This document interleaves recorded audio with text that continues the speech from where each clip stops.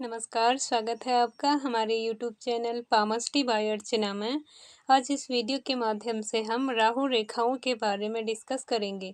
राहु रेखाएं कौन सी होती हैं, राहु रेखाएं कहाँ पर होती हैं और इनका व्यक्ति के जीवन पर क्या-क्या इम्पैक्ट पड़ता है। चलिए सबसे पहले ये जान लेते हैं कि जो राहु रेखाएं होती हैं, ये कहाँ पर होती हैं। राहु रेखाएं हमारे थंब के नीचे का जो पोर्शन होता है जिसे शुक्र पर्वत वीनस माउंट कहा जाता है, इसी के जस्ट में ऊपर का पोर्शन आंतरिक मंगल का पोर्शन कहलाता है।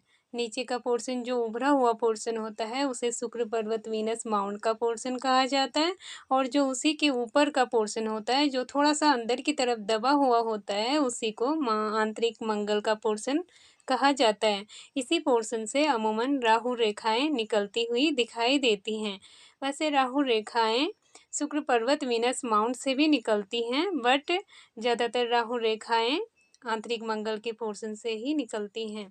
जैसे कि वीडियो में दिखाई दे रहा है, जो हमने ब्लैक स्केच से जो लाइन से ड्रॉ कर रखी है, यही राहु रेखा होती है। इन्हीं को राहु रेखा कहा जाता है। इनकी कंडीशन ऐसी ही होती है। अब इसके लिए राहु रेखाओं को जानने के लिए सबसे पहले हमें अपनी लाइफ लाइन, अपनी जीवन रेखा के बारे में जानना होगा। लाइफ लाइन, जीवन रेखा, जिसे हमने वाइट स्केच से ड्रॉ कर रखा है, यही हम सबकी लाइफ लाइन, जीवन रेखा कहलाती है।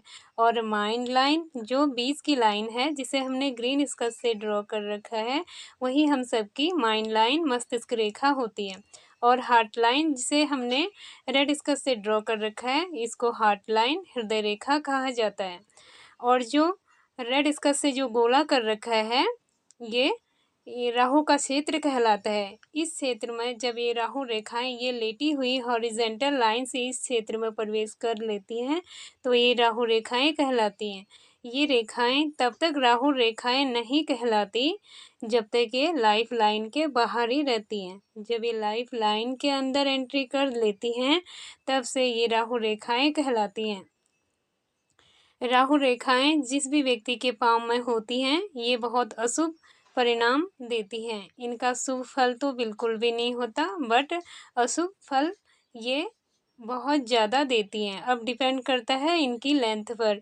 ये इनकी लेंथ ज़्यादा होती है और ये स्ट्रॉन्ग पोजीशन में होते हैं, एकदम डार्क और गहरी होती हैं, तो ये राहु रेखाएं व्यक्ति को बहुत परेशान करती है। व्यक्ति एक परेशानी से बाहर निकलता है तो दूसरी परेशानी में पड़ जाता है। ये राहु रेखाएं अशुभ फल देती हैं, इसीलिए इन्हें अशुभ माना गया है। राहु रेखाएं व्यक्ति को उस टाइम पीरियड में बहुत परेशान करती हैं जिस टाइम पीरियड में ये राहु रेखाएं लाइफ लाइन यानी कि जीवन रेखा को क्रॉस करते हुए राहु क्षेत्र में प्रवेश करती है। जब ये राहु रेखाएं व्यक्ति की जीवन रेखा लाइफ लाइन को क्रॉस करती है, तो उस टाइम व्यक्ति अपने लाइफ में, अपने जीवन में उसे हेल्थ से रिलेट इश्यूज हो जाता है। वो किसी बड़ी परेशानी में फंस जाता है या फिर उसे अपने बिजनेस, अपने व्यापार में बहुत ही लॉस हो जाता है, और या फिर वो अपने किसी सगे संबंधियों, किसी फैमिली मेम्बर के हेल्थ से रिलेट इश्यूज़ में फंसा रहता है, या फिर खुद उसे किसी न किसी भयंकर बीमारी का सामना करना पड़ता है। और जब ये राहु रेखाएं व्यक्ति की जीवन रेखा को क्रॉस करते हुए माइंड रेखा तक पहुंच जाती हैं, मस्तिष्क रेखा तक पहुंच जाती हैं, या फिर मस्तिष्क रेखा को भी क्रॉस कर देती हैं, तो इसमें ऐसा होता है, ये रेखाएं ये कंडीशन देती है, उस टाइम व्यक्ति की सिचुएशन ऐसी हो जाती है कि वो डिप्रेशन में भी जा सकता है, क्योंकि व्यक्ति में निगेटिविटी ज़्यादा बढ़ जाती है। वो कुछ न कुछ सोचता रहता है, उसके मन माइंड में कुछ न कुछ चलता रहता है, ओवर थिंकिंग की कंडीशन हो जाती है, चिंता में फंसा रहता है, टेंशन में फंसा रहता है, तो इस कंडीशन में व्यक्ति डिप्रेशन में भी जा सकता है। ये राहु रेखाएं जिस भी व्यक्ति के हाथ में जितनी गहरी, डार्क और लंबी, मोटी होती हैं, तो वो व्यक्ति उतना ही ज़्यादा परेशान रहता है। ये राहु रेखाएं व्यक्ति की लाइफ को बहुत ही बुरी तरह से इफ़ेक्टिव करती हैं। इनका शुभ परिणाम तो बिल्कुल भी नहीं होता, बट अशुभ परिणाम 100 में से 99.5 हमेशा रहता है। जब ये राहु रेखाएं माइंड लाइन से भी बाहर निकल जाती हैं, इनकी लेंथ इतनी ज़्यादा होती है, ये इतनी लंबी होती हैं कि जीवन रेखा के साथ साथ माइंड रेखा को क्रॉस करते हुए हार्ट लाइन तक पहुंच जाती है। हार्ट लाइन यानी कि हृदय रेखा तक पहुंच जाती हैं या फिर हृदय रेखा को भी क्रॉस कर लेती हैं। तो ऐसी सिचुएशन में ये इंडिकेशन मिलता है कि व्यक्ति को कहीं न कहीं से धोखा मिलेगा। वो धोखा उसे या तो अपने सगे संबंधियों से मिल सकता है या फिर अपने लाइफ पार्टनर से मिल सकता है, और या बिज़नेस व्यापार में जो उस व्यक्ति का जो पार्टनर है उससे उसे धोखा मिल सकता है। अमूमन ये कहा जा सकता है कि उसे हार्ट से रिलेट सेटबैक तो मिलेगा ही मिलेगा, क्योंकि राहु रेखाओं ने उनके जीवन रेखा, माइंड रेखा, मस्तिष्क रेखा को काटते हुए राहु रेखा हृदय रेखा तक पहुंच चुकी है या फिर हृदय रेखा को भी क्रॉस कर लिया है। इसीलिए इन राहु रेखाओं को बहुत ही अशुभ माना जाता है।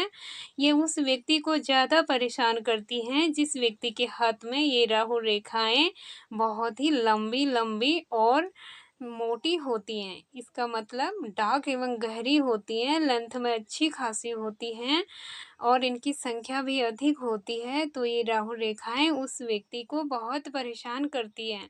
और जिन व्यक्तियों के पाँव में ये राहु रेखाएं तो होती हैं, राहु रेखाएं तो होती हैं बट हल्की सी होती हैं या फिर टूटी हुई आगे को बढ़ती हैं, हल्की हल्की होती हैं, लेंथ भी कम होती है। लेंथ होती है तो टूटी हुई कंडीशन में आगे बढ़ती है, एक स्ट्रेट पोजीशन में आगे नहीं बढ़ती बट टूटी हुई पोजीशन में आगे बढ़ती है और कमज़ोर टाइप की होती है, वीक टाइप की।